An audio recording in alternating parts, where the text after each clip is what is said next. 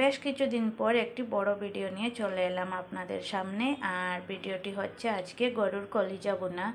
সেটা আজকে আমি যেভাবে করি আপনাদের সাথে শেয়ার করব। তেল দিয়েছি, তেলে কিন্তু আমি পাঁপড় ভাজি করেছিলাম, এর জন্য কালো রঙের হয়ে গিয়েছে।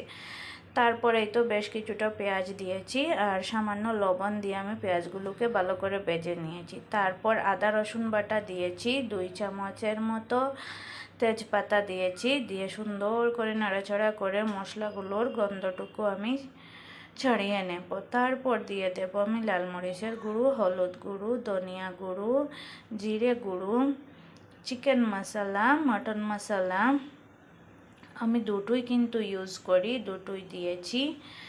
আর সামান্য একটু গরম মশলা একটু দিয়েছি, দিয়ে মশলা সামান্য পানি দিয়ে মশলাগুলোকে ভালো করে নেড়ে চেড়ে আমি রান্না করে নেব কিছুক্ষণ, যতক্ষণ পর্যন্ত মশলাটার কাঁচা গন্ধটা না যায় ততক্ষণ পর্যন্ত।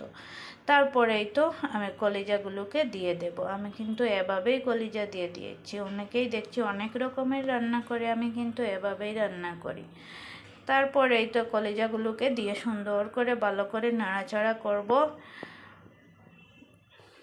কিছুক্ষণ সময় নিয়ে। তারপর আরও কিছুক্ষণ ঢাকনা দিয়ে ঢেকে রান্না করেছিলাম। রান্না করার পর আবারও আমি চামচ দিয়ে নাড়াচাড়া করব। একটু বেশি আমি নাড়াচাড়া করব, যেহেতু নিচ থেকে লেগে যাবে, অনেকটাই মশলা দিয়েছি তো এর জন্য। তারপর এই তো আমি পরিমাণ মতো জল দিয়েছি, আর জলটুকু একদম আমি শুকিয়ে নেব। হয়ে গিয়েছে আমার রান্না। আর শেষের দিকে একটু গরম মশলা দিয়ে দিলাম, আর তারপর তা নামিয়ে নেব। আর ঠান্ডা হয়ে গেলে কিন্তু অনেকটাই ঘন হয়ে যাবে।